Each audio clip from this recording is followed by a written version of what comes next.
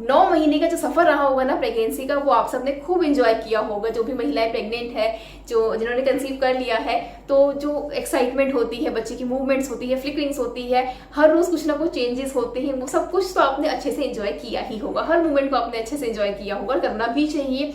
अब बात करते हैं कि जो समय आता है ना, जो सबसे ज्यादा डर लगने वाला होता है, स्पेशली उन महिलाओं को जो पहली बार माँ बनने जा रही है। सबसे ज्यादा डर किस बात पे लगेगा कि अब जो लेबर पेन आने वाला है, एस्टिमेटेड डेट जो दे रखी होती है वो आपके बिल्कुल पास में है। डेट का जैसे कभी भी बच्चा हो सकता है, कभी भी डिलीवरी हो सकती है, तो उस समय डर लगता है ना कि जो लेबर पेन आएगा वो कितना समय रहेगा, क्या बहुत ही ज्यादा रहेगा या बिल्कुल कम समय रहेगा, तो एग्जैक्ट टाइमिंग्स क्या रहेंगे, कितना पेन आपको फील करना पड़ेगा, क्या वो पेन बर्दाश्त हो पाता है या नहीं हो पाता है। क्योंकि कई बार क्या होता है, कुछ महिलाएं तो जब होता है ना कि स्पेशली हमारे भारत में तो ये होता ही है कि जब आप माँ बन रहे होते हैं, जो प्रेगनेंसी का जो सफर आप तय कर रहे होते हैं, उस समय शायद ही ऐसी कोई महिला होगी जो आपको सलाह ना देके गई हो या जो आपको अपना एक्सपीरियंस बता के ना गई हो। तो हम क्या करते हैं, उस एक्सपीरियंस से अपने आप को जज करते हैं। कुछ महिलाएं क्या कहती है कि हम तो बस गए थे, हॉस्पिटल गए थे और 1 से 1.5 घंटे में बच्चा हो गया। कुछ का एक्सपीरियंस क्या रहता है कि हमें तो 2-3 दिन लेबर पेन आता रहा, बहुत प्रॉब्लम हुई, बहुत दर्द हुआ, 2-3 दिन तक सहन किया, उसके बाद जाके बच्चा हुआ। तब क्या होता है, थोड़ा डर सा बैठ जाता है कि हमारे साथ क्या होने वाला है, पॉजिटिव रहेगा या नेगेटिव रहेगा। तो आप अपने आप को किस बेस पे जज करेंगी, तो ये वीडियो आप पूरी अंत तक देखिएगा, जिसके अनुसार आप अपने आप को डिटेक्ट कर पाएंगे कि आपका जो समय रहेगा लेबर पेन का, दर्द का, वो कितना रहेगा और कितने घंटे तक रहेगा। एग्जैक्ट आप टाइम कैलकुलेट कर पाएंगी। तो आज स्टार्ट करते हैं हम लोग कि किस तरह से आप डिटेक्ट कर पाएंगे कि जो आपका पेन है वो किस तरह से रहेगा। तो सबसे पहले, अगर आपको जो ये प्रेगनेंसी है वो पहली है, मतलब आप पहली बार माँ बनी है, पहला बच्चा है, तो समय अधिक लगेगा। फर्स्ट बच्चा है तो समय अधिक लगेगा। अगर सेकंड, थर्ड या जैसे एक बच्चा हो चुका है नेचुरली, अब देखिए पहला बच्चा जो अगर नेचुरली हो चुका है, पहला जो वेजाइना से डिलीवरी हुई है, ना कि सी सेक्शन से हुई है, पहले डिलीवरी सी सेक्शन वेजाइना से हो गई है, नॉर्मली जो बच्चा डिलीवर होता है उस तरह से हो गया है, तो सेकंड और थर्ड डिलीवरी जो समय है वो थोड़ा कम लगेगा। अगर फर्स्ट डिलीवरी है तो समय अधिक लगेगा। दूसरी बात करते हैं उम्र की। जो महिला की उम्र है, अगर उम्र कम है, जैसे 20, 21, 22, 23 साल तक की जो महिला है वो माँ बनी है, फर्स्ट डिलीवरी भी, फर्स्ट प्रेगनेंसी भी है, तो भी उन्हें जो समय है वो कम लगेगा। अब अगर महिला 35 साल की है, 38 साल की है, मतलब 30 से ऊपर ही है, तो उन्हें थोड़ा समय अधिक लगेगा। अगर महिला की समय उम्र कम तो समय भी कम, और उम्र अधिक तो समय भी अधिक। अब बात करते हैं दर्द की।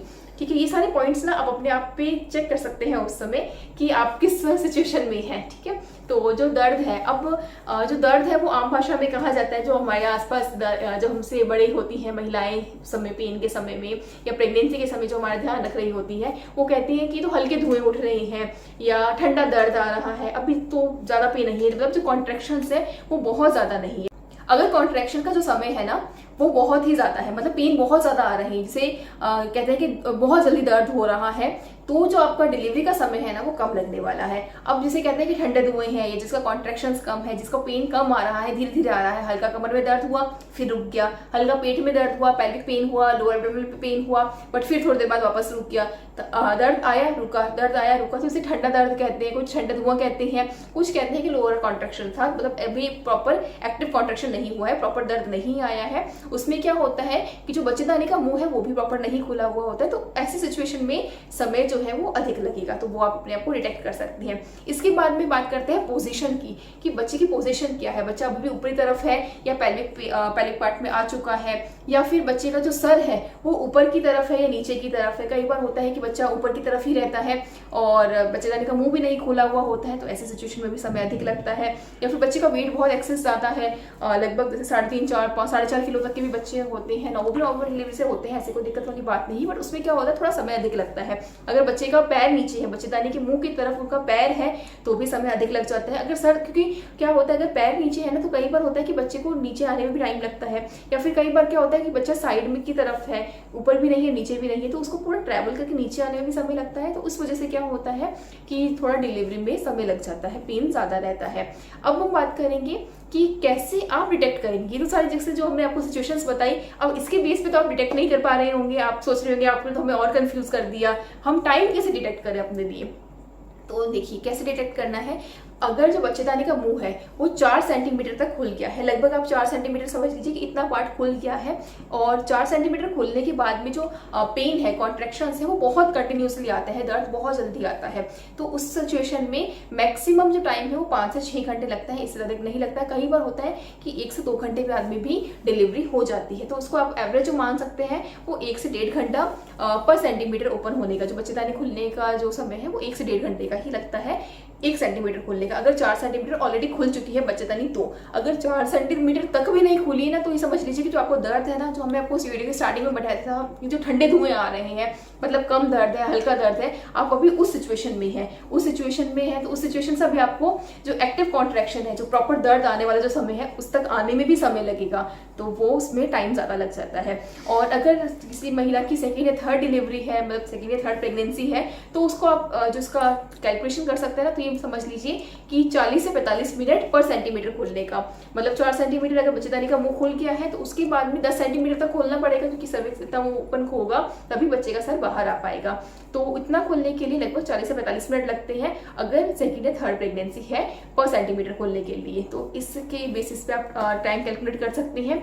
और अगर आप चाहते हैं कि आपका बच्चा बिल्कुल आराम से हो, ज़्यादा दर्द ना सहना पड़े, तो कुछ टिप्स जैसे हम हमेशा आपको देते आए हैं, आयुर्वेदिक टिप्स, घरेलू टिप्स हम हमेशा आपको बताते ही आए हैं।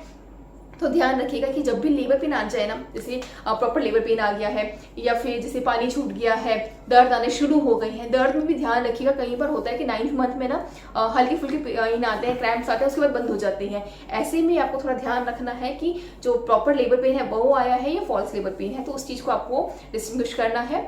तो उसके बाद में क्या, जैसे प्रॉपर लेबर पेन आ गया है, पानी निकलना स्टार्ट हो गया है, हल्की ब्लीडिंग स्टार्ट हो गई है, तो क्या करना है, ध्यान रखिएगा कि जो अपनी देसी गौ माता होती है ना, उसका जो गोबर होता है, उनका जो गोमे है फ्रेश गोमे होना चाहिए। देखिए बहुत चीज़ों का ध्यान रखना होता है कि गौ माता बीमार ना हो, बारिश का मौसम ना हो, गोबर में कीड़े लग जाते हैं 1 से 2 घंटे बाद में, जो प्रॉपर गोबर किया हुआ हो। अगर आप कर पाए इकट्ठा, तो एक जैसे बांस की जो छावड़ी होती है ना, बांस की टोकरी, उसी में ही इकट्ठा कीजिए और उस गोमे से ना, उस गोमे का रस निकालिए। उसको रस निकालने के लिए क्या करना है, गोमे में थोड़ा पानी डाल दीजिए, उसको डाइल्यूट कर दीजिए और सूती कपड़े से इसको छान के वापस उसको 7 लेयर्स का करके कॉटन का, उसको वापस आप फिल्टर कर सकते हैं। तो जो ये गोमे रस बना है ना, ये लगभग 50 से 100 ml उस महिला को पिला सकते हैं प्रसव पीड़ा में, मतलब जब पेन आने लग गया है ना, उस समय पिला सकते हैं। कितनी बार पिलाना है, अब 2 से 3 बार पिला सकते हैं। कितना गैप रखना है, 1 से 1.5 घंटे का, 2 घंटे का, इससे अधिक समय नहीं लगेगा। मैक्सिमम 2 बार या 3 बार, 3 बार से ज्यादा तो कभी किसी को पिलाना ही नहीं पड़ा है।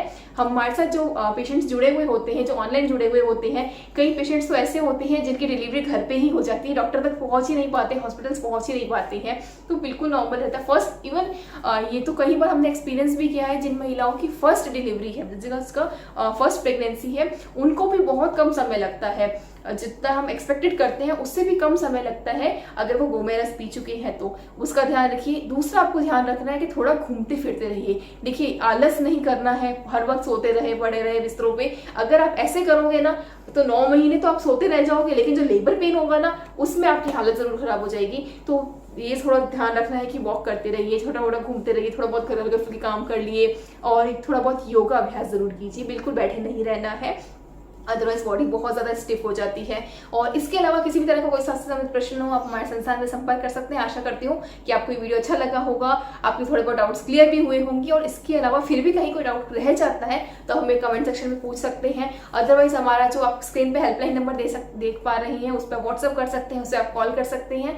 ये नंबर आप ही लोगों के लिए डेडिकेटेड है, आप ही की प्रॉब्लम्स को सॉल्व करने के लिए है। तो आप कोई भी किसी भी तरह का प्रश्न हो, आप संस्थान में संपर्क कीजिए। धन्यवाद दोस्तों, जय गौ माता, वंदे मातरम।